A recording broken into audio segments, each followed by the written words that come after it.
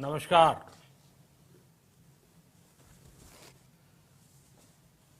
Corona वैश्विक महामारी के खिलाफ लड़ते लड़ते अब हम अनलॉक 2 में प्रवेश कर रहे हैं और हम उस मौसम में भी प्रवेश कर रहे हैं जहां सर्दी, जुकाम, खांसी, बुखार ये सारे न जाने क्या क्या होता है, ये मामले बढ़ जाते हैं। ऐसे में मेरी आप सभी देशवासियों से प्रार्थना है कि ऐसे समय अपना ध्यान रखिए। साथियों, ये बात सही है कि अगर कोरोना से होने वाली मृत्यु दर को देखें तो दुनिया के अनेक देशों की तुलना में भारत संभली हुई स्थिति में है। समय पर किए गए लॉकडाउन और अन्य फैसलों ने भारत में लाखों लोगों का जीवन बचाया है, लेकिन हम ये भी देख रहे हैं कि जब से देश में अनलॉक 1 हुआ है, व्यक्तिगत और सामाजिक व्यवहार में लापरवाही जरा बढ़ती ही चली जा रही है। पहले हम मास्क को लेकर, 2 गज की दूरी को लेकर 20 सेकंड तक दिन में कई बार हाथ धोने को लेकर बहुत सतर्क थे, लेकिन आज जब हमें ज्यादा सतर्कता की जरूरत है तो लापरवाही बढ़ना बहुत ही चिंता का कारण है। साथियों, लॉकडाउन के दौरान बहुत गंभीरता से नियमों का पालन किया गया था। अब सरकारों को, स्थानीय निकाय की संस्थाओं को, देश के नागरिकों को फिर से उसी तरह की सतर्कता दिखाने की जरूरत है। विशेषकर कंटेनमेंट जोन्स, उस पर तो हमें बहुत ध्यान देना होगा। जो भी लोग नियमों का पालन नहीं कर रहे हैं, हमें उन्हें टोकना होगा, रोकना होगा और समझाना भी होगा। अभी आपने खबरों में देखा होगा, एक देश के प्रधानमंत्री पर 13,000 रुपये का जुर्माना इसलिए लग गया क्योंकि वो सार्वजनिक स्थल पर मास्क पहने बिना गए थे। भारत में भी स्थानीय प्रशासन को इसी चुस्ती से काम करना चाहिए। ये 130 करोड़ देशवासियों के जीवन की रक्षा करने का अभियान है। भारत में गांव का प्रधान हो या देश का प्रधानमंत्री, कोई भी नियमों से ऊपर नहीं है। साथियों, लॉकडाउन के दौरान देश की सर्वोच्च प्राथमिकता रही ऐसी स्थिति न आए कि किसी गरीब के घर में चूल्हा न जले। केंद्र सरकार हो, राज्य सरकारें हो, सिविल सोसाइटी के लोग हों, सभी ने पूरा प्रयास किया कि इतने बड़े देश में हमारा कोई गरीब भाई बहन भूखा न सोए। देश हो या व्यक्ति, समय पर फैसले लेने से, संवेदनशीलता से फैसले लेने से किसी भी संकट का मुकाबला करने की शक्ति अनेक गुना बढ़ जाती है। इसलिए लॉकडाउन होते ही सरकार प्रधानमंत्री गरीब कल्याण योजना लेकर आई।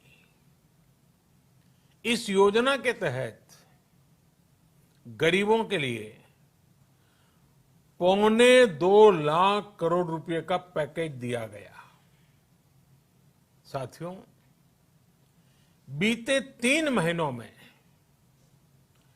20 करोड़ गरीब परिवारों के जनधन खातों में सीधे 31,000 करोड़ रुपया जमा करवाए गए हैं।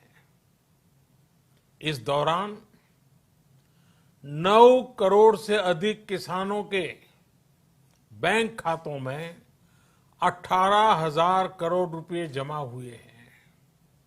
इसके साथ ही गांवों में श्रमिकों को रोजगार देने के लिए प्रधानमंत्री गरीब कल्याण रोजगार अभियान तेज गति से आरंभ कर दिया गया है। इस पर सरकार 50,000 करोड़ रुपए खर्च कर रही है। लेकिन साथियों, एक और बड़ी बात है जिसने दुनिया को भी हैरान किया है, आश्चर्य में डुबो दिया है। वो ये कि कोरोना से लड़ते हुए भारत में 80 करोड़ से ज्यादा लोगों को 3 महीने का राशन, यानी परिवार के हर सदस्य को 5 किलो गेहूं या चावल मुफ्त दिया गया। इसके अतिरिक्त प्रति परिवार हर महीने 1 किलो दाल भी मुफ्त दी गई। यानी एक तरह से देखें तो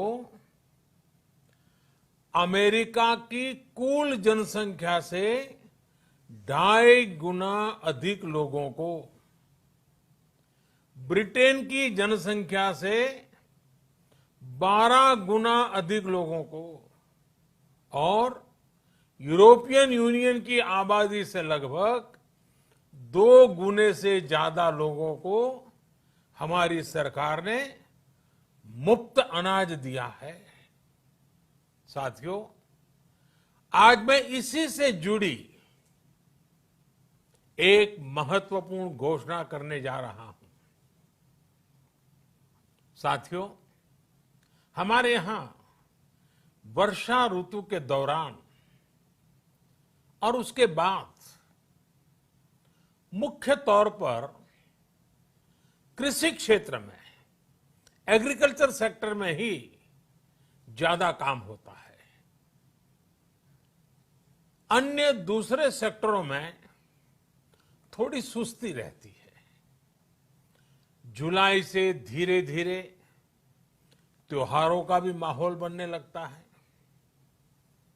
अब आप देखिए, अभी 5 जुलाई को गुरु पूर्णिमा है, फिर सावन शुरू हो रहा है, फिर 15 अगस्त आएगी, रक्षाबंधन आएगा, कृष्ण जन्माष्टमी आएगी, गणेश चतुर्थी आएगी, ओणम होगा और आगे जाएं तो काटी बिहू है, नवरात्रि है, दुर्गा पूजा है, दशहरा है, दीपावली है, छठी मैया की पूजा है। त्योहारों का ये समय जरूरतें भी बढ़ाता है, खर्च भी बढ़ाता है। इन सभी बातों को ध्यान में रखते हुए ये फैसला लिया गया है कि प्रधानमंत्री गरीब कल्याण अन्न योजना का विस्तार अब दिवाली और छठ पूजा तक, यानी नवंबर महीने के आखिर तक कर दिया जाएगा। यानी 80 करोड़ लोगों को मुफ्त अनाज देने वाली ये योजना अब जुलाई, अगस्त, सितंबर, अक्टूबर, नवंबर में भी लागू रहेगी। सरकार द्वारा इन 5 महीनों के लिए 80 करोड़ से ज्यादा गरीब भाई बहनों को हर महीने परिवार के हर सदस्य को 5 किलो गेहूं या 5 किलो चावल मुफ्त मुहैया कराया जाएगा। और साथ ही प्रत्येक परिवार को हर महीने 1 किलो चना भी मुफ्त दिया जाएगा। साथियों, प्रधानमंत्री गरीब कल्याण अन्न योजना के इस विस्तार में 90,000 करोड़ रुपए से ज्यादा खर्च होंगे। और अगर इसमें पिछले 3 महीने का खर्च भी जोड़ दें तो ये करीब करीब 1.5 लाख करोड़ रुपया हो जाता है। अब पूरे भारत के लिए हमने एक सपना देखा है। कई राज्यों ने तो बहुत अच्छा काम भी किया है। बाकी राज्यों पर भी हम आग्रह कर रहे हैं कि इसको काम को आगे बढ़ाएं। और काम क्या है? अब पूरे भारत के लिए एक राशन कार्ड की व्यवस्था भी हो रही है। यानी एक राष्ट्र एक ration card, one nation one ration card. इसका सबसे बड़ा लाभ उन गरीब साथियों को मिलेगा जो रोजगार या दूसरी आवश्यकताओं के लिए अपना गांव छोड़ करके कहीं और जाते हैं, किसी और राज्य में जाते हैं। साथियों, आज गरीब को, जरूरतमंद को सरकार अगर मुफ्त अनाज दे पा रही है तो इसका श्रेय प्रमुख रूप से 2 वर्गों को जाता है।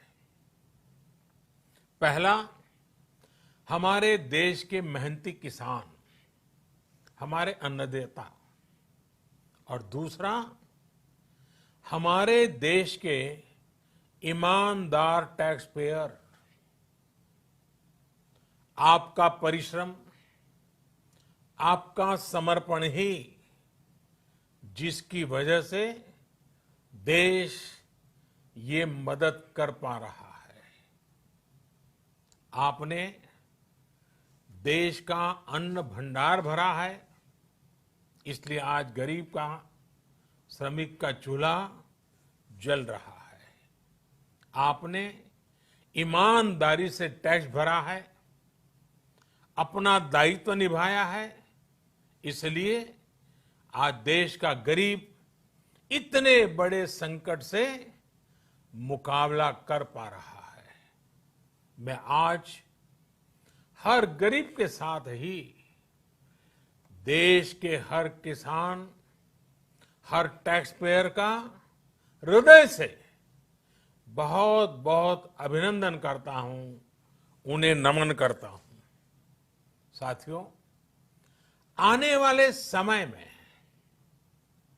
हम अपने प्रयासों को और तेज करेंगे।